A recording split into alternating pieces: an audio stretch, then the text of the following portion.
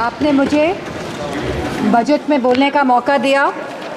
मैं आपको धन्यवाद देना चाहती हूँ। हमारा देश किसान प्रधान और कृषि प्रधान देश है। अगर हमारे किसान और युवाओं का भविष्य सुनिश्चित नहीं कर पा रहे हैं हम, तो मैं समझती हूँ कहीं ना कहीं हम सब अपने फ़र्ज से डगमगा रहे हैं। जहाँ वित्त मंत्री ने 9 प्राथमिकताओं की बात करी और कृषि को जहाँ पहला स्थान दिया गया, वही मैं वित्त मंत्री से पूछना चाहती हूँ कि कृषि ग्रामीण अर्थव्यवस्था की वृद्धि दर क्या है।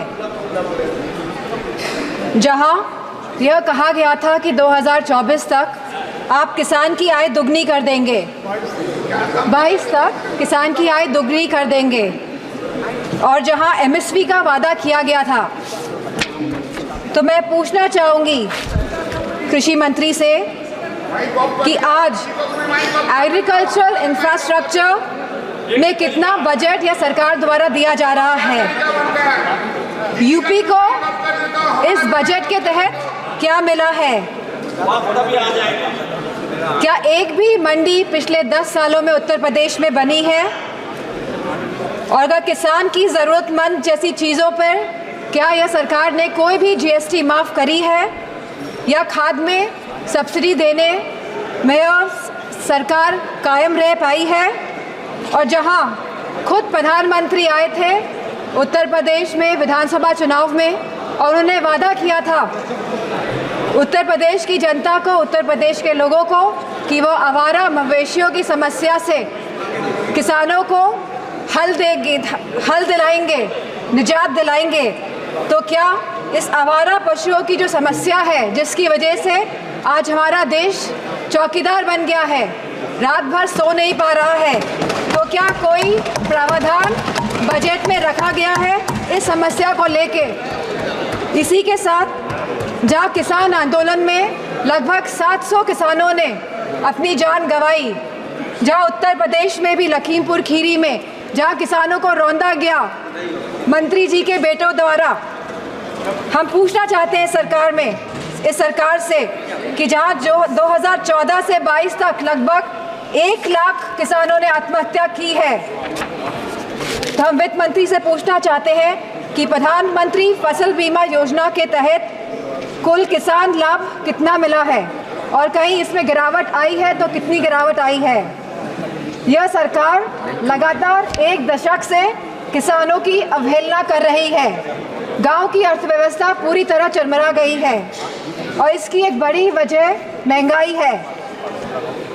और जहां मनरेगा में इस सरकार ने 89,000 करोड़ का बजट दिया है, तो हमारी मांग है कि कम से कम 100 दिन की वेजेस मनरेगा के तहत लोगों को सुनिश्चित करी जाए और लगभग 20% मनरेगा का बजट बढ़ाया जाए। इसी के साथ शिक्षा बजट में भी लगातार हमारा घट रहा है, जहां यह केवल आज 2.5% है of the total budget spending allocation, और जहां यूनेस्को ने ये बेंचमार्क दिया है कि लगभग यह 4 से 6% तक होना चाहिए, वही यूजीसी के फंड्स लगातार घटाए जा रहे हैं और इसको लगभग इस बार 7 से 61% घटा दिया गया है।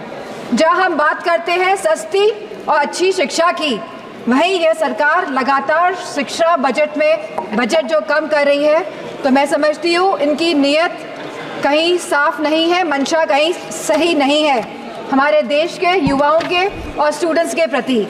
वहीं आज हमारे देश का युवा निराश है, जहां निराशा संभव को भी असंभव बना देती है। तो मैं समझती हूँ जो वादे किए गए थे, जो रोजगार को लेके, सरकार पूरी तरह इसमें विफल रही है और लगातार बेरोजगारी दर बढ़ रहा है। जहां आज ये बेरोजगारी दर 9.2% है और जहां महिलाओं का बेरोजगारी दर 18.5% है, तो मैं समझती हूँ लगातार युवाओं का मनोबल गिराने का काम इस सरकार ने किया है। और अग्निवीर जैसी योजना ला के इस सरकार ने नौजवानों का, युवाओं का, इस देश की प्रतिष्ठा का सम्मान गिराने का काम किया है।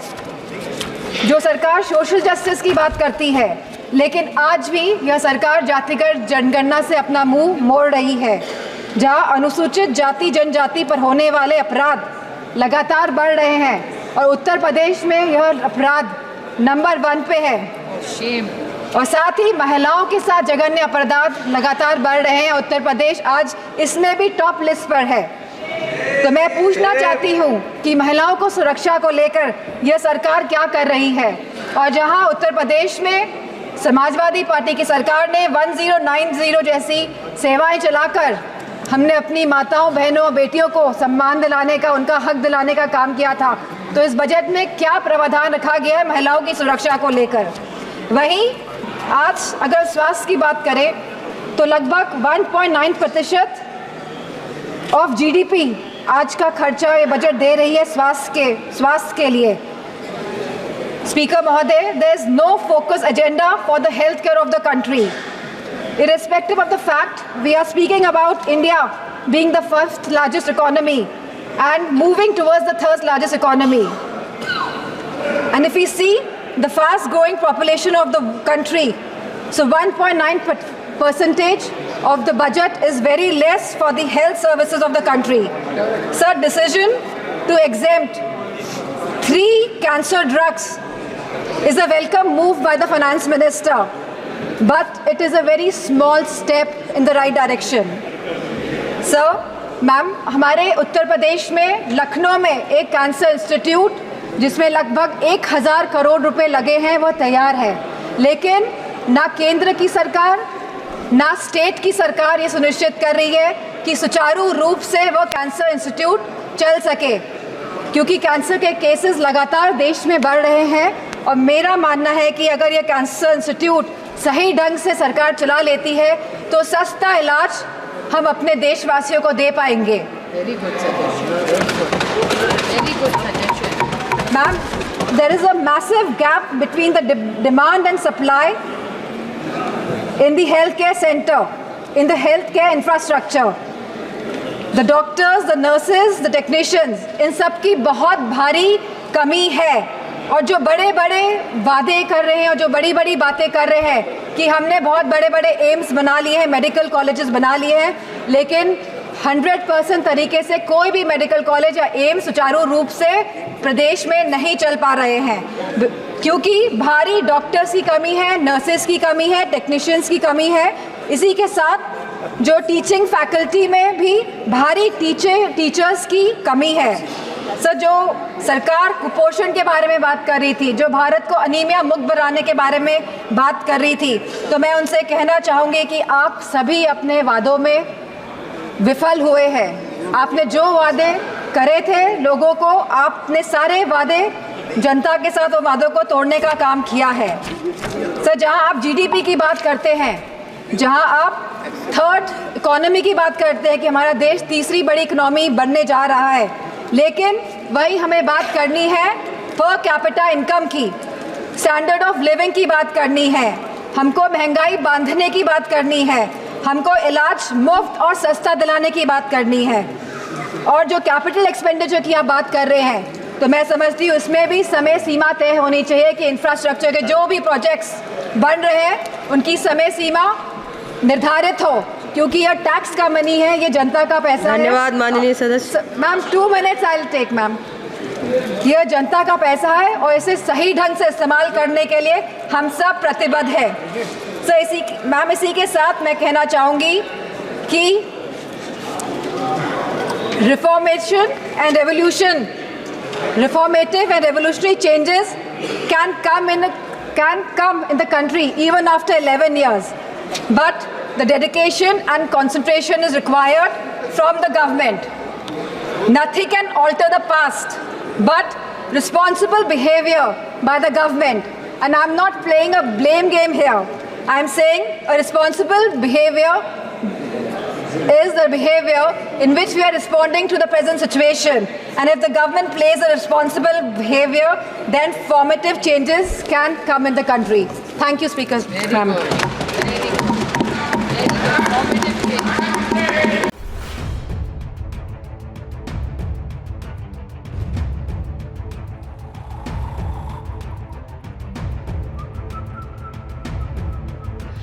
बड़ी खबर का असली एड्रेस है खबरनामा।